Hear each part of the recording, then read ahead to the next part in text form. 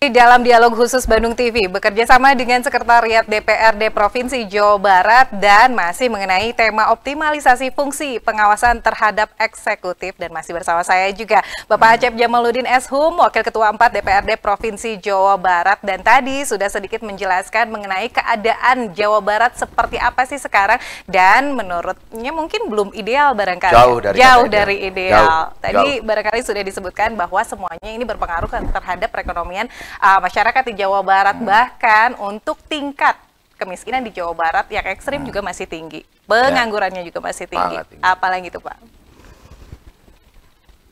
Pertama begini, hampir Jawa Barat adalah salah satu provinsi di Indonesia yang tingkat kebahagiaannya rendah.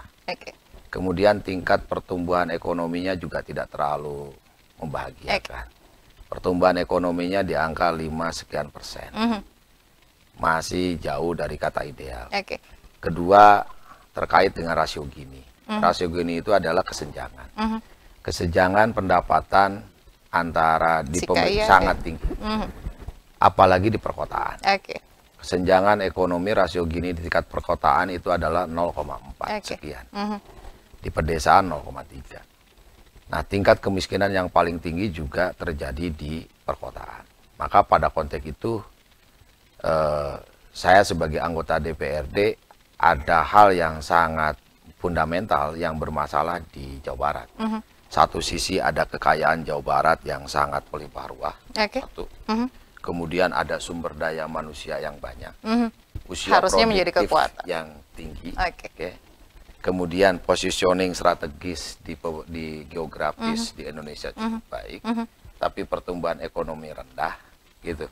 Sumber daya IPM-nya juga tidak terlalu menarik, tingkat pengangguran terbukanya juga sangat tinggi, kemiskinan angka tinggi, malah ada 2 kabupaten di kita adalah miskin ekstrim, kan gitu.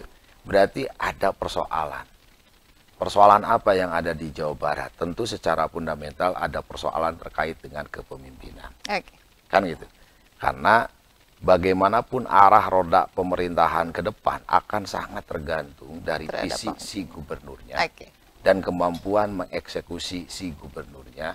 Dan yang terakhir adalah bagaimana membuat perencanaan pembangunan si gubernurnya. Kan begitu. Nah, kita ada persoalan, kita nggak punya gubernur sekarang. Yang ada PJ, bukan gubernur definitif. Itu kondisi objektif. Nah, pada terkait itu solusinya adalah bagaimana kemudian membangun visi pembangunan di Jawa Barat yang lebih berpihak kepada rakyat. Bagaimana anggaran dibangun untuk berpihak kepada rakyat. Bagaimana perencanaan pembangunan lebih diorientasikan dalam rangka mensejahterakan rakyat dengan meningkatkan persoalan perekonomian. Kan gitu. Nah, yang terakhir itu saya melihat ada pemerataan pembangunan di Provinsi Jawa Barat yang timpang, utara dan selatan, barat dan timur, kemudian di tengah. Ada yang tingkat pertumbuhan ekonominya tinggi, tapi ada juga yang rendah. Jomplang. Di Jawa Barat, di antar kabupaten, kota se-Jawa Barat. Itu juga salah satu yang harus diperhatikan oleh pemerintah Provinsi Jawa Barat ke depan. Kenapa aku sebagai dewanya ngomong? Karena tugas aku hanya ngawasin aja. Mengawasi apakah gubernur ini sudah sesuai nggak arah pembangunannya dengan apa yang sudah dia rencanakan dalam RPJMD. Yang kedua, bagaimana dia mengeksekusinya, sudah baik atau belum, sudah sesuai atau tidak. Yang terakhir adalah efektivitas keuangan yang dia pakai, apakah sesuai dengan perencanaan. Jangan-jangan dia ngomong pemerataan pembangunan untuk, kan sekarang yang tema prioritas pembangunan 2025 itu adalah pemerataan pembangunan untuk mengakselerasi pertumbuhan ekonomi bagi masyarakat Jawa Barat. Kira-kira tema besarnya itu. Nah, dari tema besar itu pemerataan pembangunan, kita harus potret apakah kemudian uang yang 30 triliun itu program dan kegiatannya dalam rangka pemerataan pembangunan enggak? Atau bukan? Atau enggak? Nah, jangan-jangan nanti duitnya hanya untuk melakukan proses pembangunan di perkotaan lagi, di kabupaten tidak merata. Jangan-jangan begitu. Atau jangan-jangan kemudian ngomong pembangunan, tapi kegiatan yang dilakukan adalah mengakselerasi pemerintahan provinsi. Jalan-jalan, peningkatan kapasitas aparatur, ada giliran untuk membangun infrastruktur, untuk membangun sumber daya manusia, untuk membangun perekonomian, program dan kegiatan alokasi anggarannya kecil. Habis.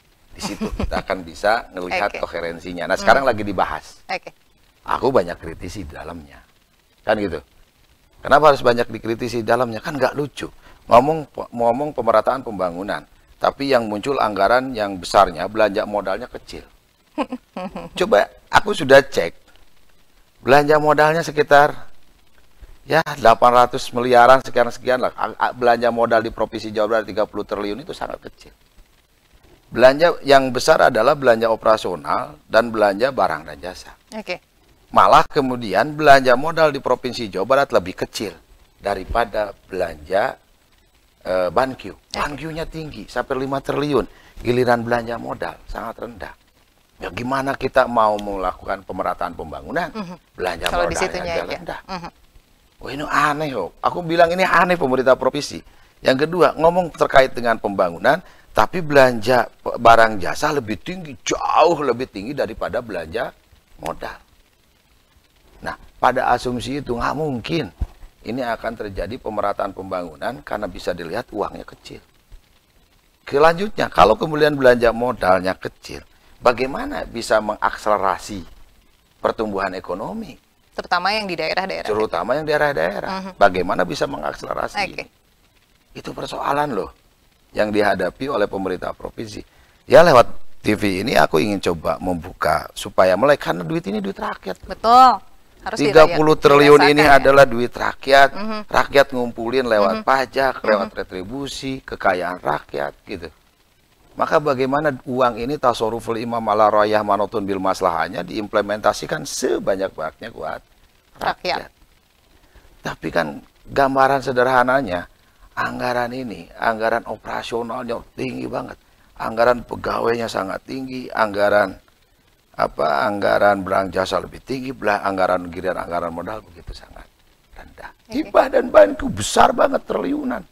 Sampai 5-6 triliun, giliran belanja barang jasa, belanja modal 1 triliun aja nggak nyampe. Kira-kira kenapa nih Pak? Bisa terjadi seperti yang Bapak jabarkan tadi? Oh, aku Ada prihatin. yang salah ya? Ini, kenapa ini bisa terjadi? Ini gara-gara RPD. Ini ada PJ Gubernur, ini punya rencana pembangunan, kemudian dibikinlah rencana pembangunan daerah tahunan. Oke. Nah, kenapa ini terjadi? Satu, apa dari political will yang dimiliki. Oke. Aku lagi pertanyakan. Apa sebetulnya yang menjadi? Enggak, bukan apa sudah. Punya nggak political will-nya, goodwill-nya, kehendak politik baik, anggaran ini berpihak ke rakyat, punya nggak? Oke. Nah, ketika melihat ini kok begini cara pandang untuk menyusun APBD. Yang kedua, mumpung APBD ini belum disahkan, ya saya akan terus review. Kalau benar semangatnya adalah pemerataan pembangunan, maka asumsi terkait pembangunan, fokus pembangunan di apa? Pertama adalah di infrastruktur dan kemudian pembangunan ekonomi kelautan, kehutanan ini. Maka harus lihat berapa intensifikasi pertanian, berapa ini. Nah, ini kenapa ini terjadi? Aku hari ini sedang pertanyakan kepada mereka. Kenapa ini bisa terjadi? Ada ketimpangan dan ketidakberpihakan dalam penyusunan APBD. Kalau konsep rencana pembangunannya secara filosofinya oke. Udah oke. Nah, Tapi saat kan gini, RPD nih tahunan, rencana pembangunan tahunan ini udah oke, ngomong. Kan judulnya kan keren banget. Judulnya. Judulnya coba nggak keren gimana judulnya? Pemerataan pembangunan. Artinya ingin urusan ketimpangan pembangunan ingin disebutkan. Keren kan? Judulnya. Bukan hanya di kota-kota besar saja. Untuk mengakselerasi pertumbuhan ekonomi.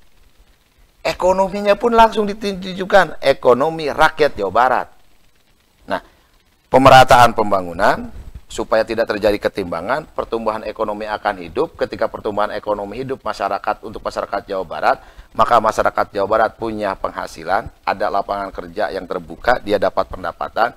Ketika dia punya pendapatan, daya belinya meningkat. Ketika daya belinya meningkat, maka dia keluar dari kemiskinan. Kan gitu. Keren banget kan? Rudut gitu semuanya ya. Weh, jangan dulu tertipu dengan tema itu dong. Periksa dulu APBD-nya. Nah, ketika di struktur APBD itu belanja barang dan jasa, belanja operasional belanja pegawai, belanja barang jasa, maka kita harus pertama lihat adalah belanja modal. Berapa besar belanja modalnya? Aku mau bukain datanya. Ada di aku nanti bukain setelah sesi selanjutnya. Nanti aku bukain data-data itu. Nah, inilah yang kemudian menjadi salah satu hal yang fundamental di Jawa Barat. Ada cita-citanya sudah baik, tapi eksekusi uang untuk membuat program ini kurang nyambung.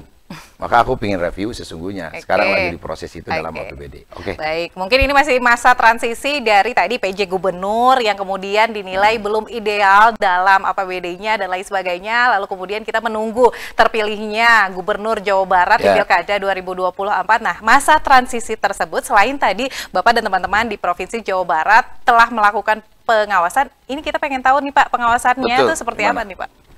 Ya, pengawasan kita akan berbasis terhadap dokumen. Jadi memeriksa dokumen yang tadi, pembelanjaannya seperti yang apa. Yang tadi aku ceritakan kan semuanya adalah pengawasan. Pengawasan apa yang harus dilakukan? Pertama adalah kita harus periksa rencana pembangunan.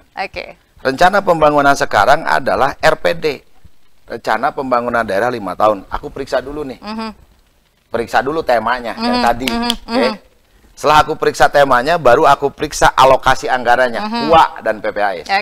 Temanya yang tadi. Aku ulangi lagi temanya, pemerataan pembangunan, diksi utamanya itu.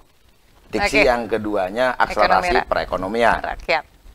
Untuk siapa? Untuk rakyat Jawa Barat. Pemerataan, akselerasi ekonomi untuk rakyat Jawa Barat. Gagasannya ini. Dari gagasan ini diturunkan menjadi kebijakan umum anggaran. Kebijakan umum anggarannya jadi apa? Apakah terhadap 3 diksi ini? Enggak. Pemerataan, akselerasi ekonomi, yang terakhir adalah kesejahteraan masyarakat Jawa Barat. Jawa Barat. Kebijakan umum anggarannya sesuai tidak? Itu yang harus aku lakukan. Diperiksa semua. Diperiksa. Nah, ngomongnya adalah pemberdayaan masyarakat, pemerataan pembangunan. Ngomongnya giliran kebijakan keuangan anggaran menjadi reformasi birokrasi. Nyambung nggak? Enggak dong. Menjadi reformasi birokrasi. Contoh. Gitu. Setelah kemudian diperiksa, ini kebijakan umum anggaran. Oh, ini oke, udah nyambung. Karena pemerataan pembangunannya akan dilakukan lokus fokusnya di sini. Sektornya adalah pertanian, kehutanan, yang lainnya. Contoh. Maka yang terakhir adalah diperiksa uangnya. PPAS-nya. Tadi kuanya, kebijakan umum anggaran, pakai PPAS-nya. Program prioritasnya apa? Nah, program prioritasnya ada nggak? Program prioritas terkait dengan intensifikasi pertanian, ekstensifikasi pertanian, intensifikasi kelautan dan kehutanan. Intensifikasinya ada nggak programnya dan kegiatannya? Satu. Kan gitu. Kemudian bagaimana peningkatan UMKM, laku usaha kecil dan menengah. Bagaimana membuat regulasi untuk melakukan akselerasi dan inkubasi pelaku usaha. Ada nggak kegiatannya? Periksa lagi sama aku. Setelah kemudian nanti ada kegiatannya, baru lihat ada nggak duitnya. Oh, ada duitnya. Apakah uangnya besar, volumenya gede apa kecil? Ternyata ngomongin pemerataan, ngomongin akselerasi ekonomi, tapi disimpan duit di situnya adalah sebatas hanya untuk sosialisasi. Nah, pemeriksaan kedua adalah uangnya. Jadi pengawasan yang dilakukan oleh DPRD untuk pada tahapan yang sekarang adalah dari perencanaan sesuai gak dengan RKPD-nya, sesuai dengan KUA-nya, sesuai dengan PAS-nya, uangnya apa sesuai. Itu pertama. Setelah itu kemudian ditetapkanlah RAPBD ini jadi APBD. Pengguna anggaran bukan dewan, nitip. Pengguna anggaran adalah gubernur. Jajarannya. Jajaran dengan SKPD dan OPD-nya. Nah, dia akan eksekusi kegiatan itu. Kegiatan yang tadi direncanakan menjadi kegiatan yang dilaksanakan. Nah, dewan tahap kedua, dewan adalah mengawasi apakah eksekusinya sudah sesuai atau belum. Outputnya, outcome-nya, impact-nya, benefit-nya tercapai atau tidak. Nah, itu pengawasan tahap kedua. Ketika itu baru kita akan masuk di rapat komisi mengevaluasi kinerja. Gitu. Apalagi nanti kalau dibuka, IKU-nya apa? Di breakdown semuanya. Di breakdown. Indeks kinerja utama. Gitu. Karena program prioritas dan anggaran prioritas itu harus berbasis korelasi dengan hasil dan tujuan. Output, outcome, impact, benefit. begitu. Nah, itu dia. Tadi ada kalimat yang menarik barangkali. Kayaknya ada yang nggak nyambung gitu katanya ya, dari tujuan utama lalu kemudian pengaplikasiannya saat sekarang. Nah, kita juga ingin tahu nih, nggak nyambungnya itu kira-kira kenapa ya? Apakah tadi ada kesulitan atau tantangan besar di Jawa Barat mengenai masyarakatnya yang juga besar, banyak begitu? Kita akan tentu saja menanyakan lagi ke Pak Acep ya, dan tentu saja sudah siap strateginya juga barangkali ya Pak Acep ya. Jadi Anda tetap bersama kami di program Dialog Khusus Bandung TV bekerja sama dengan Sekretariat DPRD Provinsi Jawa Barat, dan pastikan Anda tetap di tempat Anda bersama saya Karina. Kami akan kembali seusai jeda.